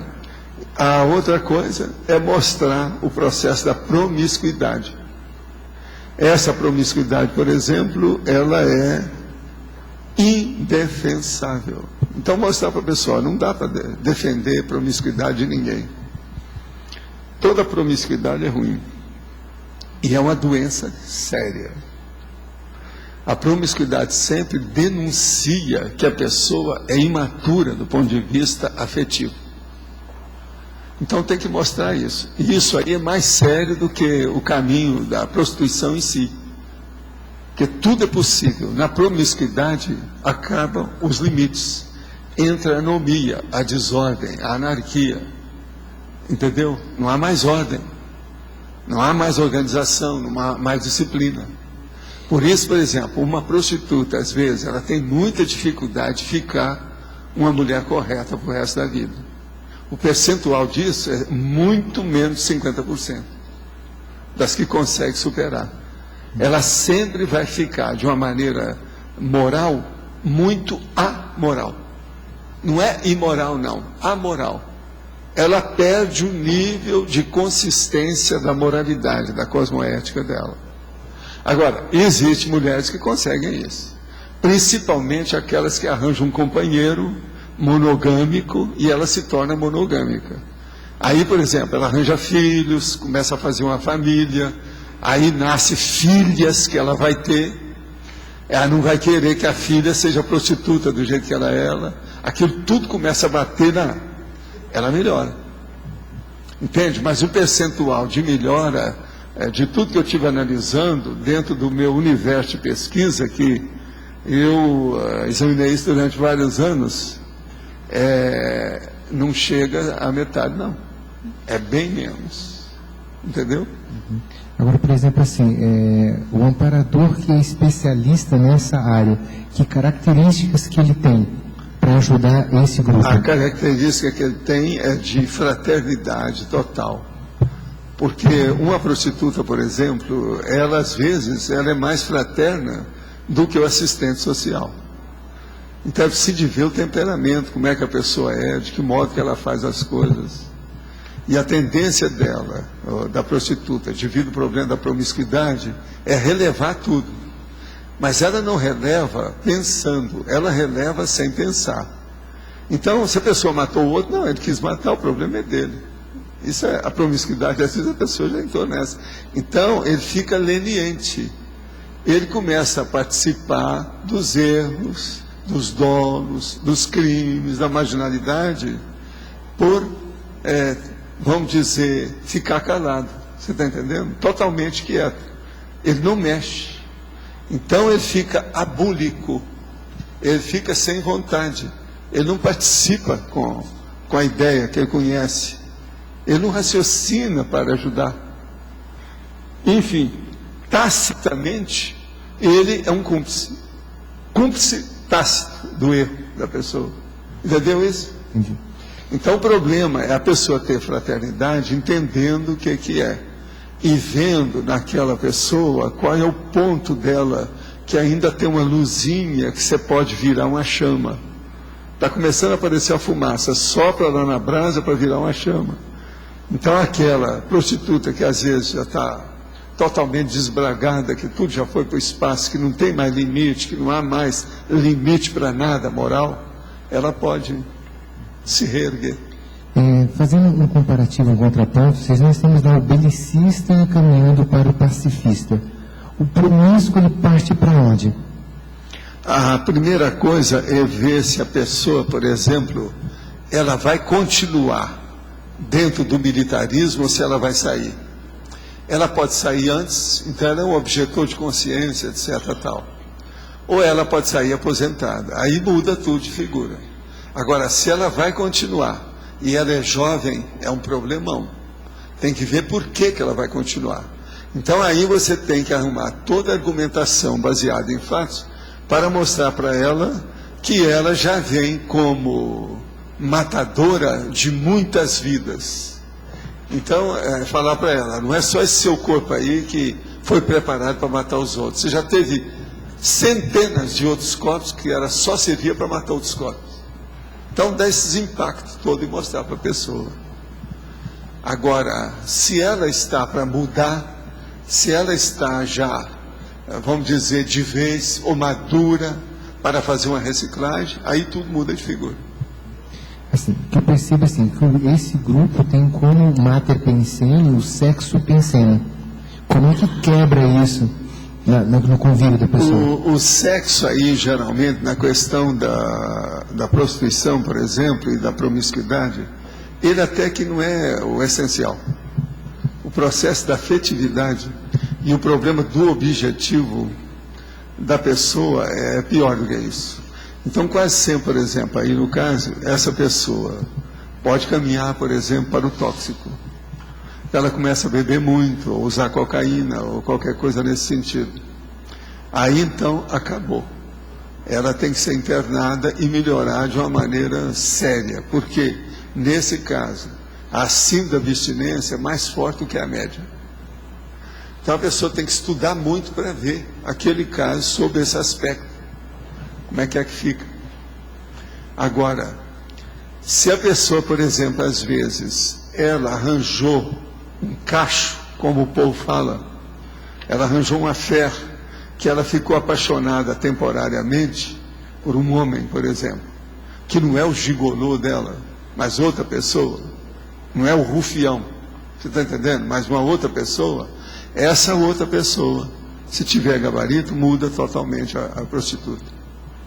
Agora, quanto mais de idade ou mais horas de voo que ela tem, pior fica. Horas de voo é a expressão que se usa, principalmente nos Estados Unidos, para falar na zona boêmia. Não, essa mulher tem tantas horas de voo. Eu, quando era solteiro, se eu arranjava uma namorada, eles viravam para mim assim, essa aí tem tantas horas de voo. Para mostrar como é que era. Porque era um monte. Então, geralmente, eu não tinha nada que ver com aquela mulher quando o negócio era grande demais. E outra coisa, quase sempre, essas que têm muitas horas de voo, elas procuram, como já aconteceu no Brasil, atualmente até apareceu um caso aí, elas são de mais idade, procuram um homem mais novo. Essas são as mulheres de muitas horas de voo. Isso, quem já estudou em Hollywood entende isso tudo. Você está entendendo como é que é? Agora, por exemplo, às vezes elas procuram uma pessoa que é um militar, que é melhor para ter contato, e elas gostam do militar que usa farda, uniforme. Você está entendendo? Tem muita mulher que se apaixona não pelo homem, mas pela farda que ele usa, pelo uniforme, ou pelo cap. Colocar um cap na cabeça. Estudo eu vi e tratei de gente, eu fiz assistência do jeito que eu faço aqui, eu fazia lá. Então eu vi muito caso desse nos States. Muito lugar, tudo quanto é jeito.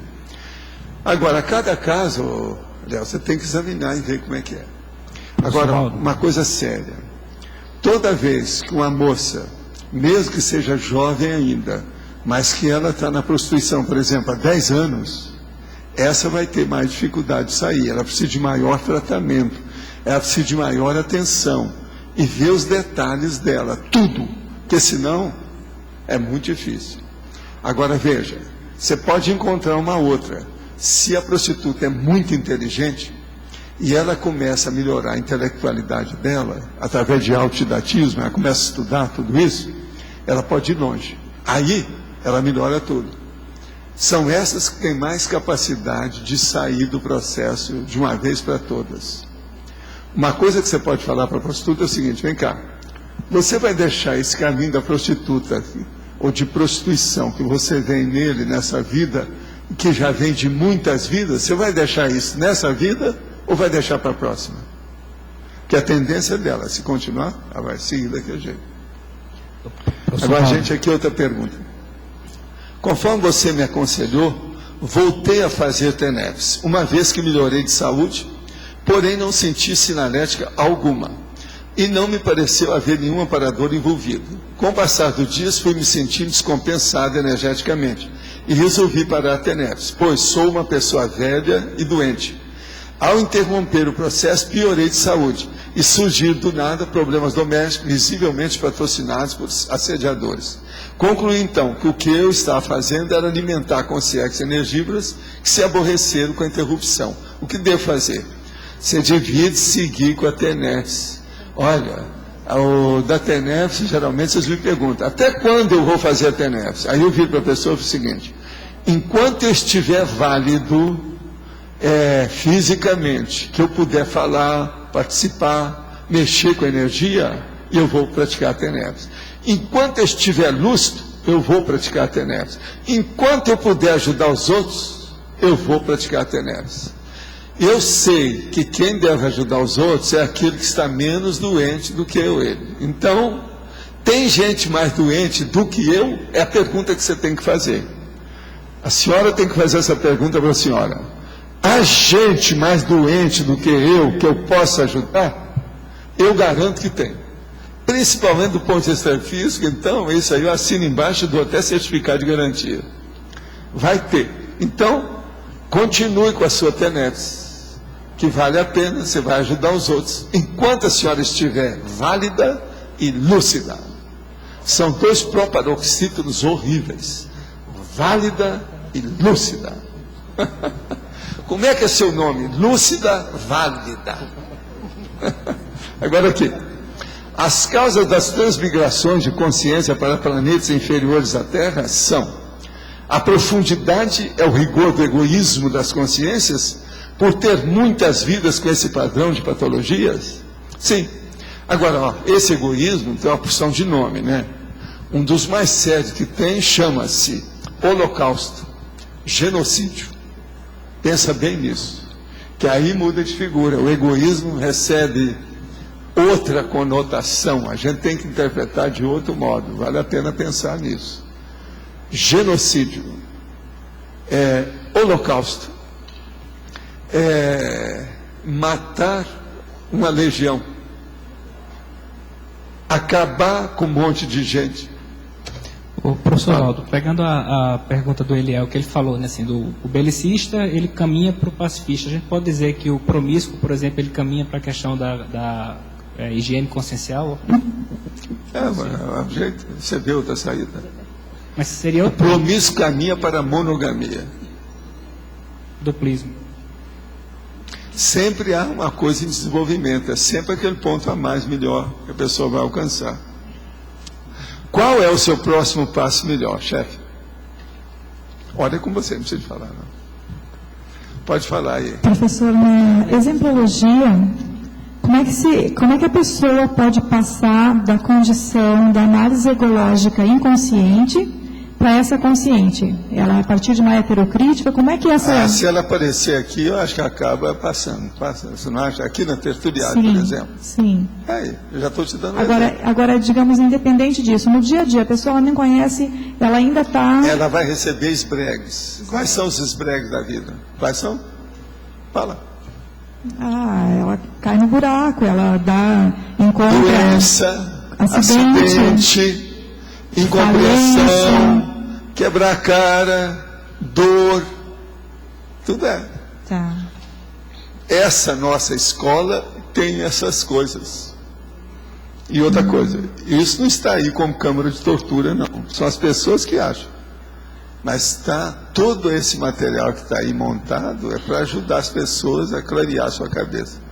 Então, no primeiro momento, ela entra ainda na vitimização, né? Porque ela entrou em doença, alguma catástrofe. Isso é secundário. Vamos ver aquilo que... Vamos ver se ela sai de um lugar para ir para outro. Na página ao lado, na penúltima linha da fatologia, a descentralização do ego, que eu entendo que é o paradoxo aí para a centralização do ego cosmoético. Sim. Eu queria que o senhor explicasse um pouco mais. A descentralização do ego. A hora que você está passando uma boa parte do seu dia só pensando nos outros e assistindo os outros, você não descentralizou seu ego? Você saiu de você. Vai chegar um ponto que você vai ter o egocídio. Você vai matar seu ego. Você vai só funcionar em favor dos outros. Então, a centralização do ego cosmoético é a hora que começa. Tá certo? Aqui não tem coerência nenhuma.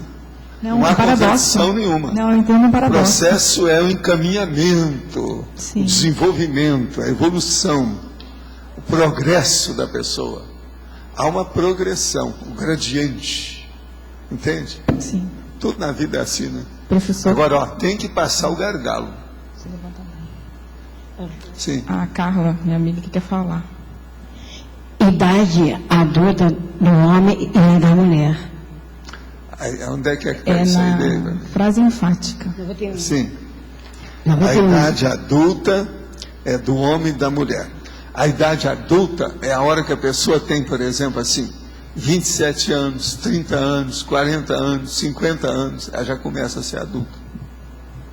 Você ainda é uma menina. Tá certo? Mas você é uma menina. Para mim, você é a minha menina. Tá certo? Mas você já é adulta numa opção de coisa. Quando você faz perguntas, você é adulta. Suas perguntas são de uma pessoa adulta. Você entendeu? Então o processo existe lá, Carla, aquilo lá, ó, índice das faixas etárias. Ali, ó, da idade da pessoa para ver o processo adulto. Aquela, ó, é a quarto banner que está lá, ó, quarta tabela que está lá. Tá certo? Professor. Pode falar. Agora sou eu mesmo. Você estava falando sobre a questão da falta de afetividade que gera vários problemas, né? E eu entendi como uma solução essa condição de você buscar o processo do autodidatismo, da intelectualidade, né? Isso seria uma das soluções para a condição da afetividade? Isso supriria essa condição, ajudaria a pessoa? Olha, quem pondera as coisas pode melhorar a afetividade. Uhum. O problema é ponderar, sempre ajuda. Quem refletir sobre os fatos sempre pode esclarecer mais a interpretação. Então, a gente sempre ganha com isso. Tem que pensar por aí. Eu entendi, mas a minha pergunta era se esse é o único caminho ou se você vê outras possibilidades de ajuda. Existem muitas outras coisas. Agora a coisa mais séria é a autocrítica da pessoa, né? Ela tem uma autocrítica mais profunda, mais séria e de um ponto de vista teático. Não pode ser só na teoria, não. Tem que ver na prática. No dia a dia. Então ela pensa naquilo, depois ela sai para praticar aquilo que ela resolveu mudar. Senão não resolve. Nesse caso também inclui essa condição de suprir a afetividade, né? Sim. Essa autocrítica. É a base, né? Tudo entra nisso. Tem mais alguém com o micrófono? Queria comentar um negócio. Vocês estavam falando aí de deixar copiar, né, os textos escritos, né, de direitos autorais. Eu lembrei de uma coisa, tem esse negócio de open source, né, de código aberto.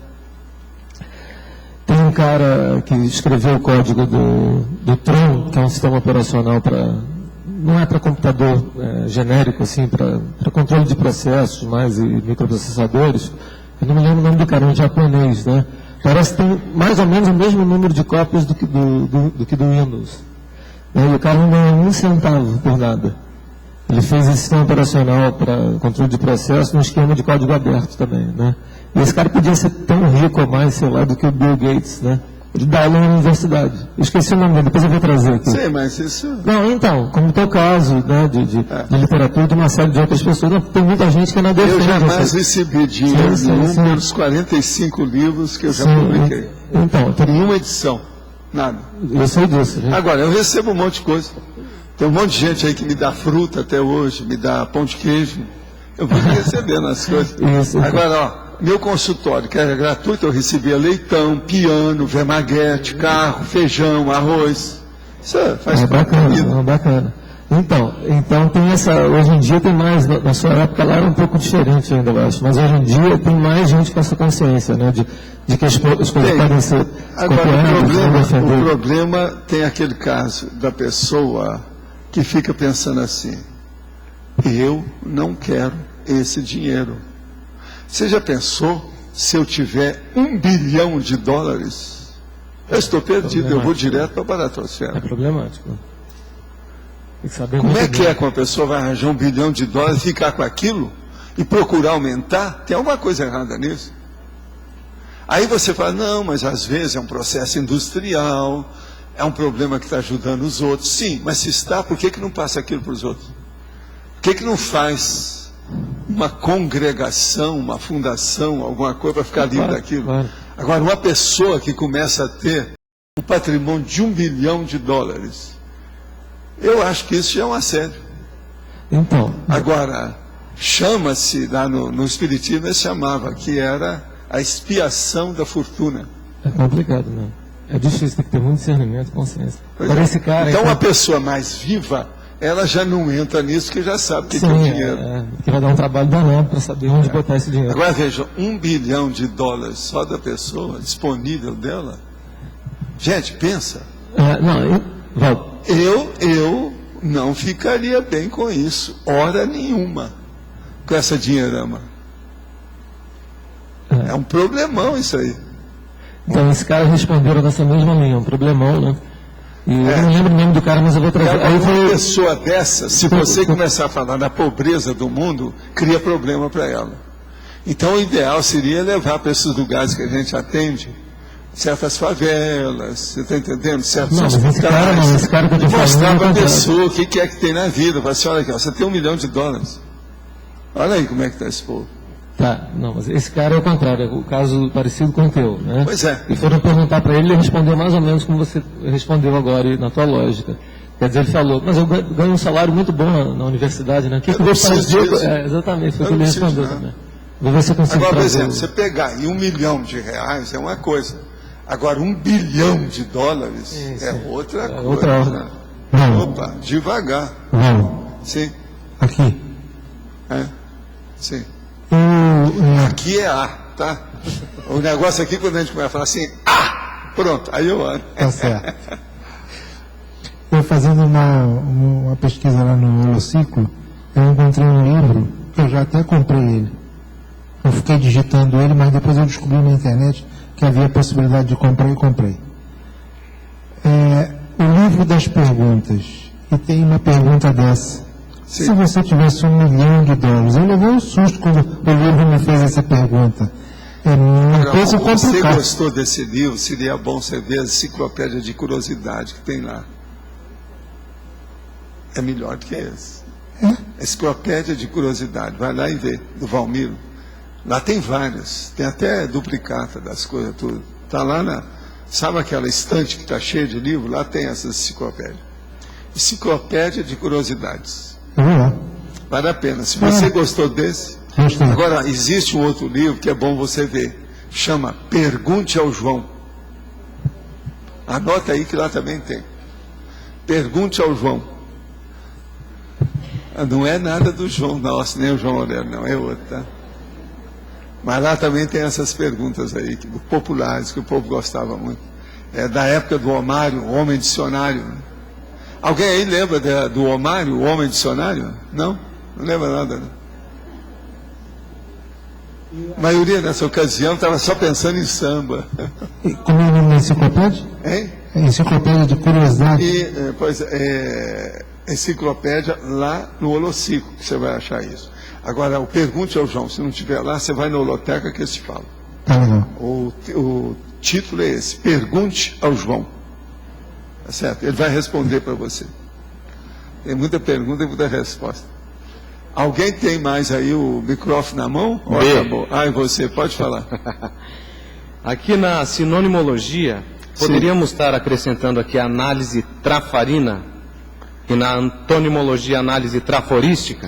Aí é a nossa chefe que vai saber, tá certo? Ela dá uma olhada dela. Mais alguma coisa aí? Como é que nós estamos? Tudo ok? Então eu acho que eu posso passar a bola para você, tá certo? As pontuações da tertúlia de hoje foram 15 votos online, 8 perguntas respondidas online, 33 perguntas presenciais, 84 assinaturas no livro de presenças e 11 praticantes da técnica de Invexis. Hoje vamos ter 4 recados: Limara, da Conscius, Tamara, Laboratórios, Ieda, Amigos e Dulce, Uniscom. Para a votação de hoje, temos os seguintes verbetes. Autofracasso deslocado. Autopersuasão primária. Crescendo linguística imagética. Evolução agonística. Fenomenalidade. Funcionalidade. Ideia sutil. Momento da circunspecção. Mutualidade da comunicação.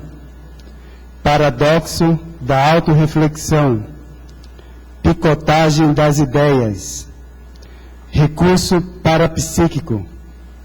Retrospectiva autodesassediadora. Somatório de esforços. Teletertuliano. Os recados. Deixa eu pegar esse aqui. Pessoal, então, lembrando vocês, dia 7 e 8 de fevereiro, a imersão laboratorial ênfase no estado vibracional. Para todos aqueles que querem avaliar a qualidade do próprio estado vibracional, desenvolver a prática diária do EV, e isso vai ocorrer através de debates sobre estado vibracional, prática de laboratório e dinâmicas. A coordenadora dos debates vai ser a professora Ivelise Vicenzi, que ela tem um artigo publicado na Consciência sobre a prática diária do EV. E os EPICONs das dinâmicas, né, serão o Alcir Alves, que vai ser o EPICON da dinâmica do cosmograma, que é uma dinâmica realizada dentro do laboratório do cosmograma. E o Felipe Mansur, que vai fazer também uma dinâmica do estado vibracional. E nós também vamos preencher planilhas, né, de autoavaliação e as ocorrências durante a prática do estado vibracional. 7 e 8 de fevereiro, o preço é R$150. As inscrições estão abertas ali na recepção. Obrigada pela atenção. Pessoal, nós gostaríamos de convidar a todos para participar do curso que é Tenepsista Cobaia do Conscienciograma. Esse curso ele é o primeiro curso que nós estamos realizando aqui no CAEC, com a integração da Conscius ao Grupo CAEC. Ele inicia no dia 13 de fevereiro, às 19 horas, e termina no domingo, que é uma sexta-feira, e termina no domingo, às 17 horas. Nós teremos uma peculiaridade nos consins cobaias que serão temáticos durante esse ano todo. O primeiro será Tenepsista Cobaia. Então, nós teremos a participação de 2 conscienciômetras e de um especialista do Conselho de Epicons.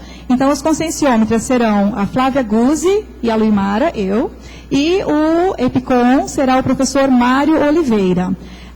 As inscrições já podem ser feitas na recepção do CAEC. Nós temos o valor de R$180 e agora com essa integração, esse movimento novo, nós temos um desconto para voluntários de outras ICs. Então, voluntários de outras ICs fica por R$120 ou 2 vezes de R$60. Então, aproveitem, essa é a única vez que nós teremos neste ano a temática Tenepsista Cobaia. Estão todos convidados. Obrigada. Bom, pessoal, estou aqui para divulgar para vocês que hoje nós estamos pela primeira vez, desde 2004, que o programa Amigos da Enciclopédia iniciou, com 365 associados. Então, está faltando poucas pessoas para a gente conseguir chegar aos 400, que é a nossa meta. Meta para quê? Para a gente conseguir, com o valor da arrecadação do programa, pagar todos os custos da enciclopédia, ou seja, do holociclo, da holoteca e aqui do tertuliário também. Então, fica o convite para quem ainda não é amigo da enciclopédia para se associar. É só ir até a recepção do CAEC, ou também quem estiver nas outras cidades, né, que são os centros educacionais do IPC, podem procurar os coordenadores do centro educacional ou também os representantes do programa Amigos para fazer a sua inscrição. É isso, muito obrigada. Pessoal, boa tarde. Eu quero convidá-los a participar do último dia da Semana da Escrita. São 2 atividades gratuitas hoje no discernimento. Às 15 horas é o painel livre aberto com a autoranda Sandra Torrieri. Ela vai falar sobre o livro, né, que ela está escrevendo, Reeducação Parapsíquica. Às 19h30 tem uma atividade com o professor Jaime Pereira, que a temática é efeitos da escrita no autorrevezamento. Às 19h30, então, no discernimento, o professor Jaime vai estar falando de uma experiência dele. Ele encontrou um livro na Europa, na última viagem que ele fez, e esse livro tem relação com uma vida anterior, na qual ele escreveu, enfim, se refere especificamente à autobiografia dele. Então, é uma oportunidade interessante da gente estudar esses casos, pensando no nosso autorrevezamento daqui para frente. Obrigada, então. Pessoal, o verbete eleito para amanhã, Paradoxo da Autorreflexão, com 10 votos. Obrigado, boa tarde.